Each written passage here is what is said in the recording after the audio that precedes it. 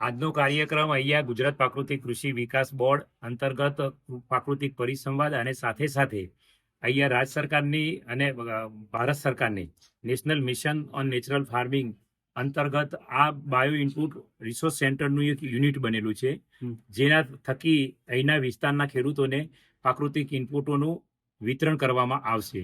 એટલે BRC યુનિટનું સાથે સાથે ઓપનિંગ પણ કરવામાં આવ્યું. આવા આપણા સુરેન્દ્રનગર જિલ્લાની અંદર 3 ગ્રામ પંચાયત પ્રમાણે એક યુનિટો આપણે બનાવી રહ્યા છીએ, જે મિશનના ક્લસ્ટરો છે એમાં, જેથી કરીને ખેડૂતોને એના જે બાયો ઇનપુટ છે એ નજીકના સેન્ટરો ઉપરથી મળે અને ખેડૂતો પ્રાકૃતિક કૃષિનો વ્યાપ માટે વિસ્તાર વધારે. એ ખાસ આ કાર્યક્રમનો હેતુ હતો. અને ખાસ કરીને આમ તો મહેનત થતી હોય છે પ્રાકૃતિક કૃષિ માટે, પણ ગ્રાઉન્ડ ઉપર તમને કેટલું લાગે છે કે અત્યારે સક્સેસ ગયું છે?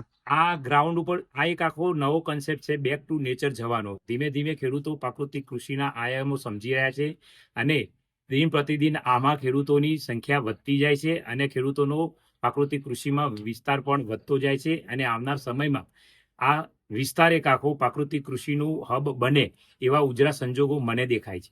તો પ્રાકૃતિક કૃષિ માટે અત્યારે તો ખેડૂતોને તમે મુલાકાત લેવા જતા હશો ત્યારે બરાબર. પ્રશ્ન એવા આવતા હશે સામે આવે કે ભાઈ આ ખેતીથી શરૂઆતમાં ઉત્પાદન ઓછું મળે, પણ ખેડૂતો સંપૂર્ણ આયામોને સમજે અને વિચારીને સહયોગી પાકો સાથે જો ખેતી કરે તો આ ખેતી શરૂઆતથી જ નફાકારક છે. આમાં ઇનિશિયલ એનો જે ઇનપુટ કોસ્ટ છે, જે આપણી ખેતીની ખર્ચો છે, એ ખૂબ જ નહિવત છે. એટલે ખરેખર એનો જે બેઝિક પ્રોફિટ છે એમાં નુકસાન નથી થતું. એટલે ખેડૂતો જો સમજીને કરશે તો 100% આ ખેતી સારી છે અને આવનાર ભવિષ્ય માટે અને આપણા સૌના માટે સાત્વિક ખોરાક મળે અને રોગો જે આજે માનવ જાતની અંદર વધી રહ્યા છે એ પણ ઘટશે અને આપણી તંદુરસ્તી પણ સારી રહેશે.